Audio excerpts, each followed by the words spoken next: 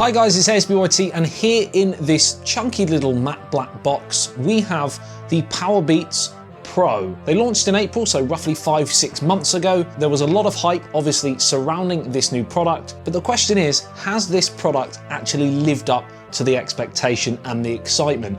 I've been using this on and off roughly for around 2 months, so it's time for my overall review. So if you're interested in possibly buying a pair right now, then stay tuned because I'm going to give you all of the information, the pros, the cons, and, well, basically the truth. So without further ado, let's get straight to it.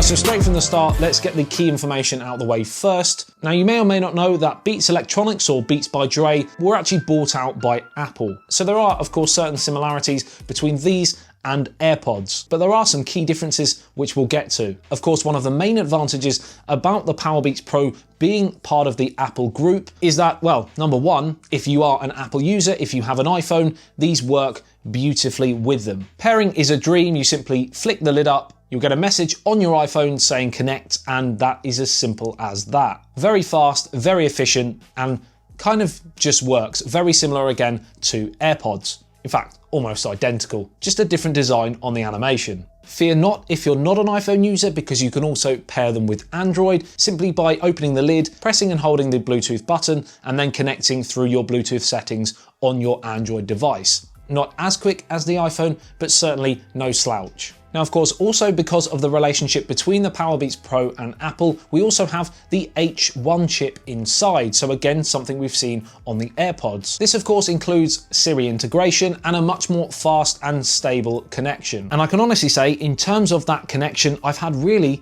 no issues, no real problems with dropouts and lag when you're viewing certain bits of media. So if that is one of your key butt bearers, is that a term? But we'll go with it. If one of your problems with Bluetooth wireless earphones or headphones is that very small lag between what you're seeing and hearing, you don't have the problem with these. We also have the same Lightning port for charging that we've seen on the iPhones and the AirPods, which is a negative for certain Android users that would need an extra cable and can't just use the kind of standard Type-C cable, but charge time and battery on these is really pretty good. I'm getting between sort of 8 and 9 hours of charge, and when you combine that with the charging case, it's roughly around a day's worth of use. Now, for those out there that are skeptical about Bluetooth and wireless earphones because of having to charge them after the battery dies, well, with a 5 minutes charge, you get about an hour and a half's use. 15 minutes, 4.5 hours use, so really, again, I don't see a problem with that, and I actually used these on my flight between London Heathrow and JFK, New York, for the Samsung Galaxy Note 10 launch. And that quick charge time came in very handy. And I've got more information about the comfort of these on that flight in a second. One more thing on battery as well, if you take them out of your ears and rest them on the table, they go into a standby mode. And again, this has been really good for me conserving power on these. You could put them in the case, of course, but it's still a good bit of technology in case the case is upstairs. Plonk them on the table, reduces battery consumption. Really good idea. So talking about comfort on that flight, and in general, I found them to be, when you first put them in, really pretty comfortable. And I was expecting them to be not quite as comfortable because they're quite bulky. But that bulk actually comes with a negative for prolonged use. I found roughly after around 2 hours or so, I started to get aches in the sort of back parts of my ears. The canal part of it, really comfortable. The soft earbuds work really well, and you do get different varieties of sizes, so they do fit comfortably in most people's ears, I would imagine. And that part of it fits really comfortably in mine, but the actual plastic part began to ache after a couple of hours, and I have to take them out and let my ears breathe for 10 minutes or so, and then I can go and pop them back in. Just something to note if you are someone who tends to get sort of aches and pains in your ears with prolonged use of earphones, headphones, that might be an issue for you.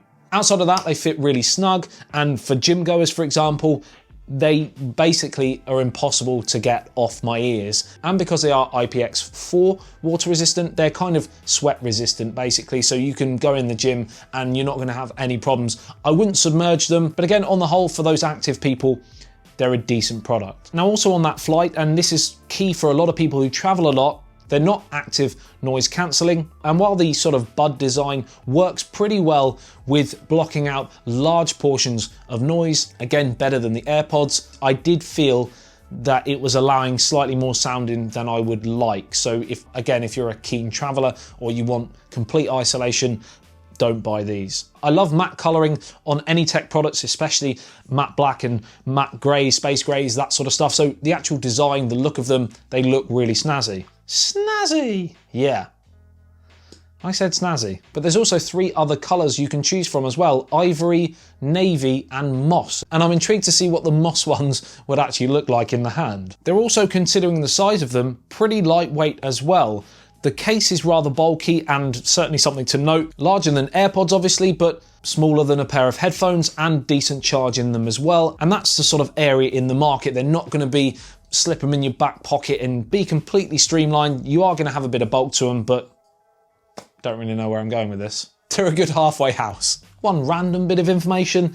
I found it quite difficult when I first got them to actually put the earbuds back in to the case. It was like I was trying to do a Rubik's Cube. And while that's improved, I still find myself looking at where the connection is on the earbuds before lining them up and placing them in. I don't just feel I can kind of blindly plonk them in, which you can do with a lot of other wireless earphones. Now onto the functionality and the button configurations and how I've got on with it in the time. And there is one thing that I have struggled with, but on the whole it's been pretty decent. Number one, you've got actual volume buttons on both, and you can basically use either for the same functions, which is good if you're just using one and you've got one free ear. You don't lose any functionality. So designated volume rocker on each, and that is a nice feature, although I find that the touch and hold function on the Samsung Galaxy Buds, for example, is probably a better way to do it. This is kind of a second best scenario, because a lot of wireless earphones, a lot of the gesture stuff doesn't really work that great with volume. You can again double tap each of the side of the buds for skipping a track or skipping a video, and triple tapping to go back. And that triple tap is quite hard to do,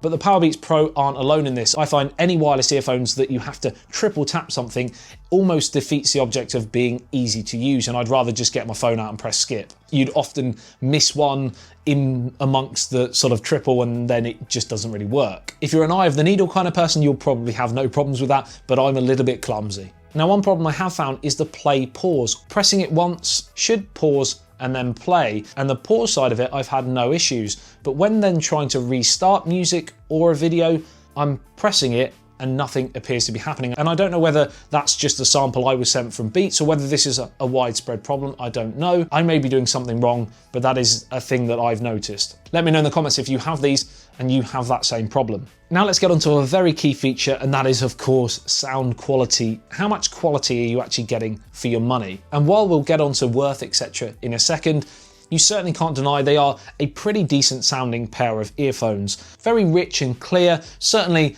you know, for bass lovers, for example, you're going to have no issues whatsoever. They are great for that, but I was expecting them to be almost too heavily reliant on bass, but I was wrong. They are a pretty well-rounded, balanced sound. So while initially I was listening to some R&B and hip-hop, and that sounded really, really good, as I would expect, being, you know, traditionally Beats by Dre, when I jumped onto some more acoustic music, again, the vocals sounded really clear and crisp, and that was something that surprised me a little bit. Now, another key feature about Bluetooth or wireless earphones is sound quality on phone calls, because of course most people use these kind of products when they're out and about doing activities, going to the gym, and you might want to answer the phone and you don't have the ability to keep getting your phone out. And they actually have 2 microphones on each bud, and these are actually meant to target your voice and filter out external sounds such as wind and ambient noise. Now, while I can't go into the ins and outs of whether that is indeed working effectively, I can certainly say that when I've been taking calls using them, it sounds pretty crystal clear. And I've actually asked people who I've been on the phone to when I've been using them, and again, they've said it sounds like I'm just using the phone normally, which has to be a good thing. And now, of course, with any review, we have to touch on price, and this will be a stickler for certain people. They're not cheap. Knowing the brand, knowing they've been bought by Apple, I didn't really necessarily expect that, but certainly you have to take it into consideration.